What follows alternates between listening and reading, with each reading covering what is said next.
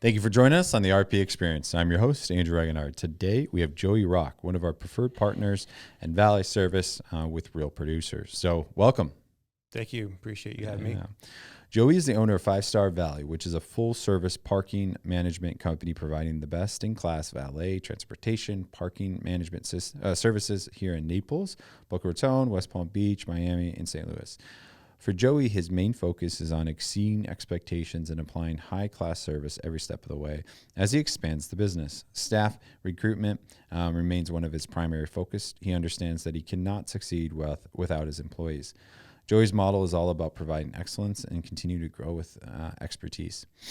His employees are carefully chosen for their kindness and work ethic. So, welcome to the podcast, Joey. Tell us a little bit about your upbringing and who you are. Sure. And you hit that perfect, actually. Well, I moved here in 1997, my senior year of high school, and I moved here from Anchorage, Alaska, which is a fun fact. It's crazy. Yeah. Alaska's beautiful. I've only been there once, and it was in the summer, and it was absolutely gorgeous. Yeah. Well, I was happy to come down here. I don't blame you. Yeah. So that was my senior year of high school, and I've been here ever since. A lot of growth in this town since when I was here. I know there's been a lot before that, but I got to be a part of it. So it's been cool. It's been great being a part of growth, and I feel like I've grown with the town, and obviously I've grown my business here, and it's been great. Now, have you ever desired to go back to the cold? No. No? No. I know you're active and you like to be outside in sports and different things like that. Mm-hmm. What about all the winter stuff? I never enjoyed it. I did. I lived in the gym. That was my thing. It's like I just never enjoyed it. I went skiing a few times and never liked it. Yeah. Huh. Interesting. Yeah. I could never live up there for sure, but I do enjoy my trips here and there to the areas. But then I'm ready to go home. So tell me, how'd you come up with Valet? Like a valet company. Why'd you want to start it? Like what motivated you to pursue it? So I would say probably 1999, a few years living here. I was up at the Ritz-Carlton doing a job with my dad, and I seen the valets running around, and I knew I was helping my dad just temporarily. So I asked one of the guys that worked up there, I just asked how much the valets make. Is it a good job? And he's like, oh, yeah, it's great. I said, are you hiring? He goes, yeah, we are. So that's how I got into the valet business. So you got hired at the Ritz for the first one? Yeah. Wow.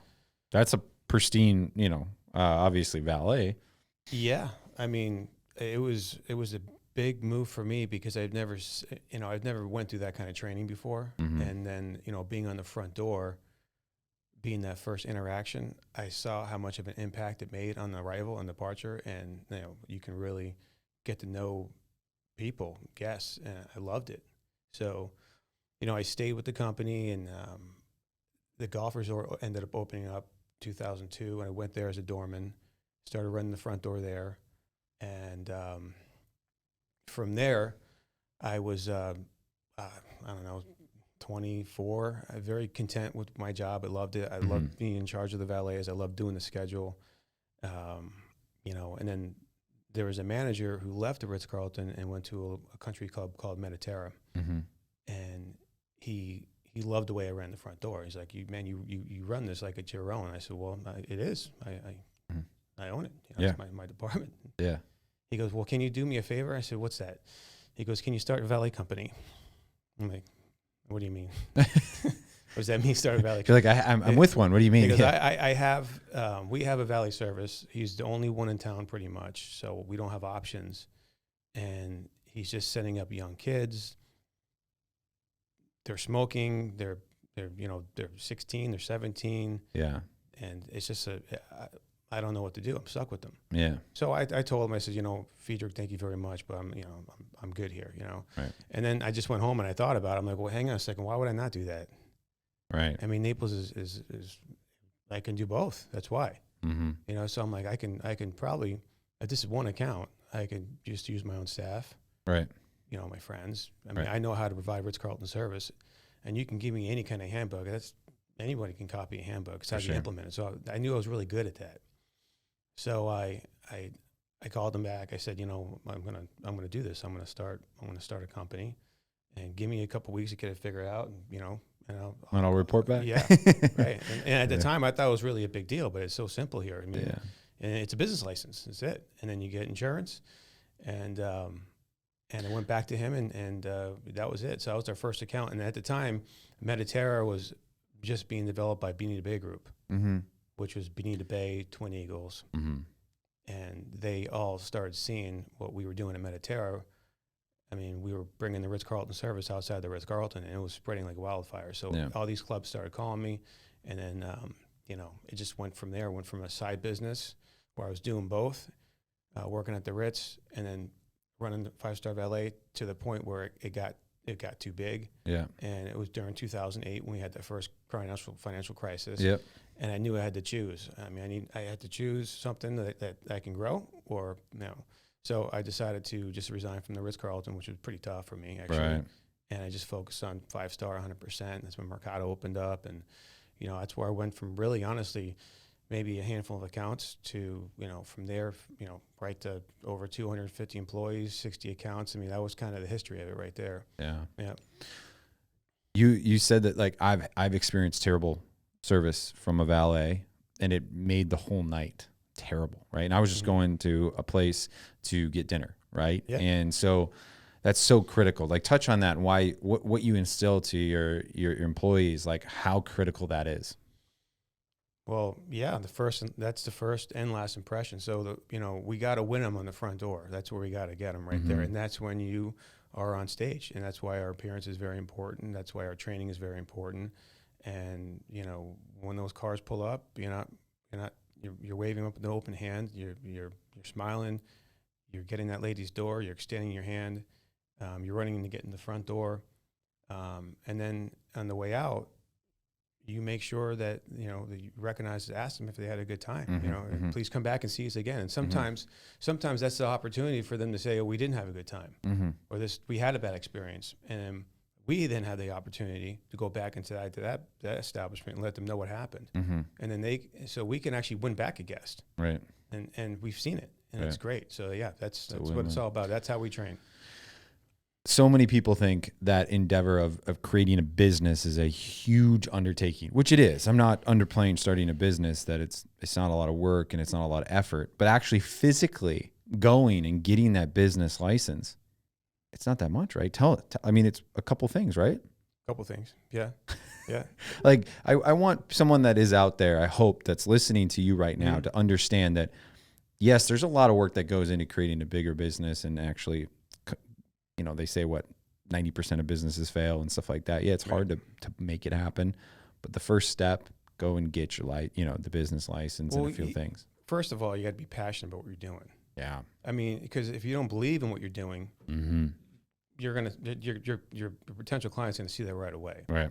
And if you're starting off, that means, yeah, the credentials are the business license, it's getting the insurance, but it's also showing up and being being there until it runs perfectly. Then you go to the next one. Then you go to the next one. And then eventually you'll get to a size so where you can have management do that. And then they can do that. Then you teach them how to do that. And as an owner, you got to always give your client the money's worth. You, especially with valet, because it's something that, and we've seen it can get cut. So I mean, if there's budget issues, or if they want to go in house, and we're going through that right now with a couple places, and so it's very important you exceed expectations. Yeah.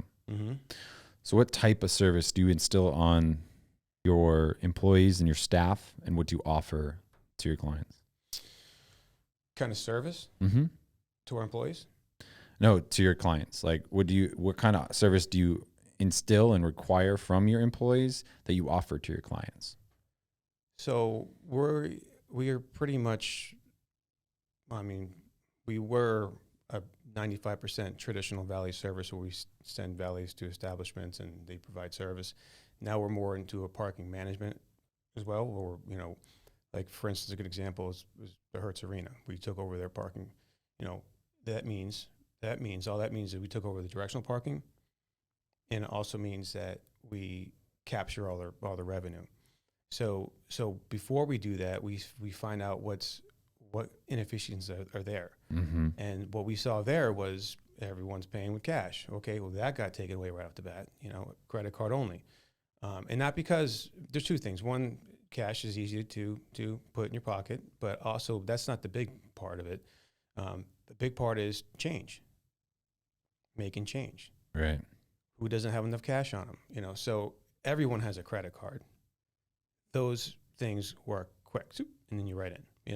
And then that made the ingress much quicker. Yeah. So we improved the service there with the ingress, and then we did get rid of all the leakage. Mm-hmm.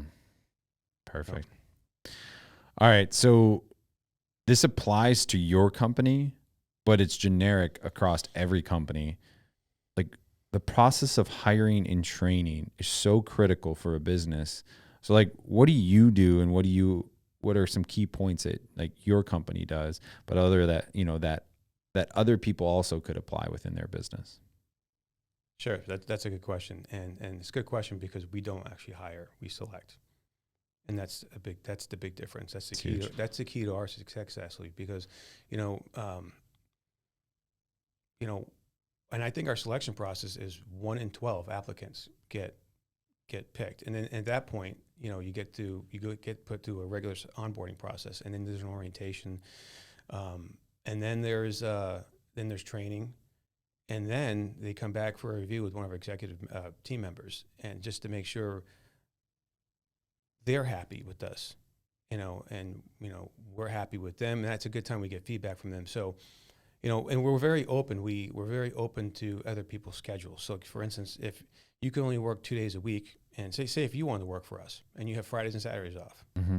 we'll hire you for Fridays and Saturdays, no problem. A lot of companies won't do that. So, and by the way, that's not easy for us. Right. That's not easy because that is the reason why we need 250 employees instead of maybe 100. Right. Because of that. But we're open to that. And because we are open to that, people always ask us, how come you don't have a hard time hiring? I'm like, well, that's the reason why. It's not fun. But for me, like if I have somebody who's a good candidate and I see something in their personality and they can work 1 day a week, I'm going to gobble that person up. Mm-hmm. I am. So I think that's our secret to success. And you just gotta really just, it's not just hiring either, or selecting it. There's a lot of recertifications in that, there's a lot of new processes you got to apply. So there's always staying on, ahead of the game. Right. And probably you're auditing them too, right? A lot, like you're making sure obviously they're maintaining it.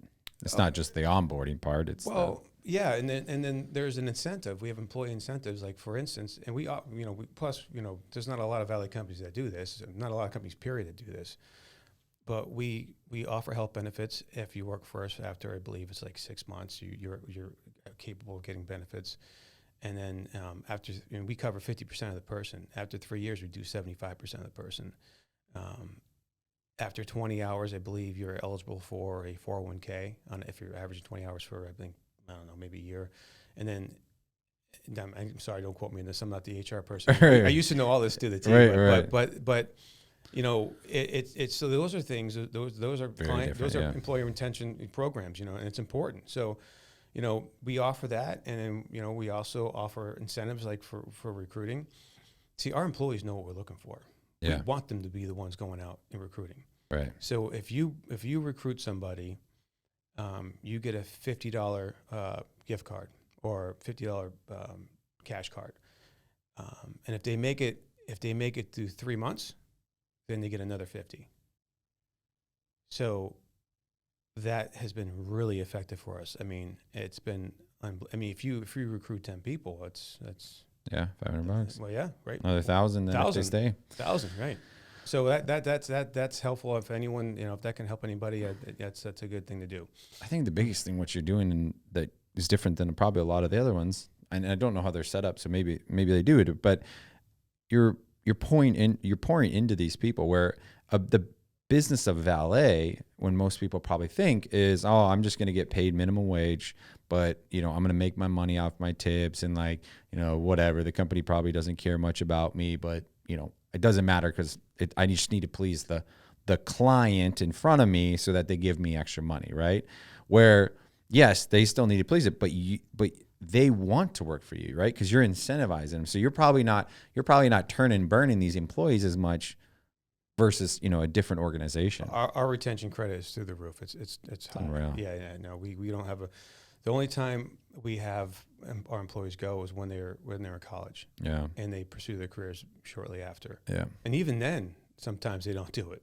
Yeah. And that was a big thing for us when COVID hit us, because we had a lot of employees like that, that they just all pursued their careers. It gave them incentive to do that, and we had to start from scratch all over again. No, yeah, that was that, and that's another thing with Naples, is that valet parking in most areas is a great side hustle job.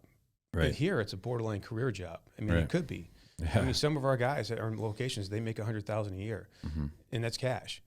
So I mean, it's pretty incredible. And what we try to do is we try to make sure that they're doing the right thing with investing their money. We make sure I'll go the extra step if I notice a certain name not jumping on the 401k program. Yeah. Like, what are you doing? We're matching this. Yeah. You got to do this. So Yeah. So we go out of our way to make sure that our employees are investing right when we can. Yeah, obviously guide them. Right. So you've grown, and you mentioned in the beginning with Mediterra, and then it grew. But what do you do currently to bring on new clients and find those new locations? You mentioned you're now helping out the Hertz Arena, but from a marketing standpoint, what are you doing and how are you growing? Great question, because this is the part of the job I really didn't ever did like. But no, you have to sell yourself. I mean, well, I think in any business, you have to sell. You have to be a salesperson as an owner. For sure. So what was that before? That was writing letters. That was jumping on the phone. That was using other clients, asking if they know these clients. But now it's being a part of Hoppen family companies. Man, we just really network to our sister companies, because you have NT&T, you have Naples Water Sports, you have Global Works. We all share the same client. We all want the same clients, right? And we don't compete against each other, right? We just complement each other. Sometimes we offer package deals. Bring us all on board. We'll take care of this whole area of your hotel. So lately, between that and a lot of the low-hanging fruit with the Hoppen family companies, I mean, we've just been focusing on that, and that's been great. And recently, we picked up I shouldn't say recently; it's been close to 2 years now. Our new senior vice president came from a very large parking company on the East Coast, and his 2-year non-compete has come up, and there's a lot of clients loyal to him, only him. So we are starting our own buildings over there right now as we speak. We have training at buildings, residential towers. Yeah. 60-story towers. And, I'm over there team building with them. We're doing mock arrivals, and it's pretty cool. That's so cool. Yeah. I love it. Describe or what is the most memorable, let's say, event or situation that you've ever had, with a client or something in the past? Or even a feel good, as the owner of the business. Well, here's a funny. I mean, I'm not sure if this answers your question, but I think if you want to say client, probably meeting David Hoppen. Yeah, it's powerful. Because when I met him, I didn't meet him. I saw him. I saw when he came into town. I saw he was doing big things. I saw he was buying a lot of stuff, and I saw him putting his name in a lot of buildings. And I knew some of the companies he was buying. 'Cause, I've been here for a long time, so I'm talking to a lot of the CEOs and no one has anything bad to say about him. It's like, he's great. So he didn't have any venues other than Hertz Arena. But one of my managers saw him at a wine festival event, and he's like, they started talking, and he came back to me and told me about the conversation he had with him. I'm like, you know what? Let me send him an email. It was a quick email. I attached expression of interest to it, which pretty much outlines our whole company. Just a quick line. I introduced myself to him, and I'm not sure what business we can do in the future, but I would just like you to know that we're here. This is what we do, and boom. He emails me back. This is what he emails me back. Who owns your company? I'm like, wow, that's a great response.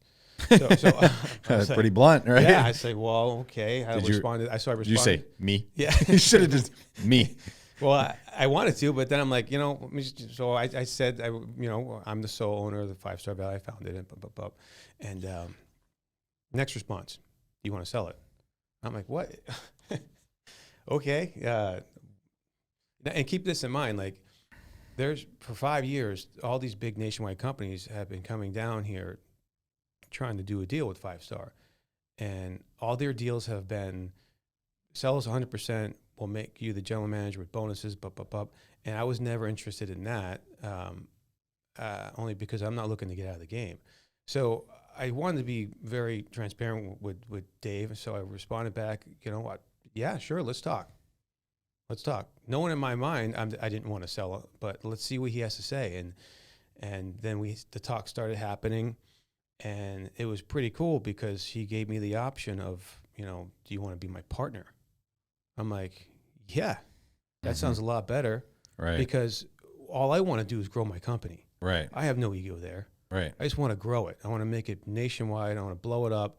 And if I have someone like him, it's possible. Right. And it possible happen a lot quicker anyways. I was going to say, it was possible before. Yeah, yes, right. It's possible after. It's just right. having the right people on your team, right? Right. Literally. So, our deal went through, majority ownership, but the percentage I held on to, the goal was to blow that up. And already it's worth more than 100% I owned. So, and it's just, it's continuing to go, and it's been fun. It's been a fun ride because we're making his parking problems better too, and he's loving it. And so we're identifying revenue in areas that has never been identified before. Right. So he's seeing that, he's loving it, I'm loving it, and a lot of people, because he puts his name on a lot of things, he gets there's a lot of judgment out there, right. and I can tell you this guy's incredible. Yeah. And it's not even him; it's his wife, it's his family. I mean, I know them all. They're incredible people. He built everything on his own. This is a person whose dad was a milkman. Grew up with not hot water. Married his high school sweetheart. Wasn't going to even go to college. He was going to be a barber, but he was an incredible athlete. So we got to full ride D1 school, as a quarterback. And then that's where he kind of started getting into business after that. So someone like that, and who's humble and he's self-made, man, it's a great family to be. It's a great family to be in with, and I would love to tell his story to anybody who would like to know more about him. Yeah. Oh yeah. I love it. Yeah. You took that leap of faith and you started your own business. To someone out there that is looking to start, what encouragement would you say to that person? In this business? In general, it could be a valet service. It could be whatever. It doesn't matter. Well, in this business, I would say don't do it. And don't do it unless you're passionate for people and service, because when you're dealing with people that work for you, you got to care about them. If you don't care about them, your business is going to fall apart. Yeah. So you have to do it, and you have to love it, because when you have this many employees, when you have a lot of employees, they're going to have problems. Mm-hmm. They'll not be big problems to you, but they're problems to them. You got to listen to them, Mm-hmm. So you got to have a passion for people, human development. I mean, that's the stuff that lights my fire. That's why I love doing what I do. Mm. So I think that's for that's for my business, a Valet Parking Company. Any business, you still have to have passionate. You got to believe in what you do. And just be willing to put the work in. Yeah. That's it. Put the work in. Joey, been an absolute pleasure. I just want to say thank you so much for coming on the podcast. Appreciate it. Thank you. Glad to be here. As always, RP Experience, extremely thrilled to have you on here. We're here at Venture X in the podcast studio. Don't forget to like, subscribe, and stay tuned for the next episode. Thank you. Thank you.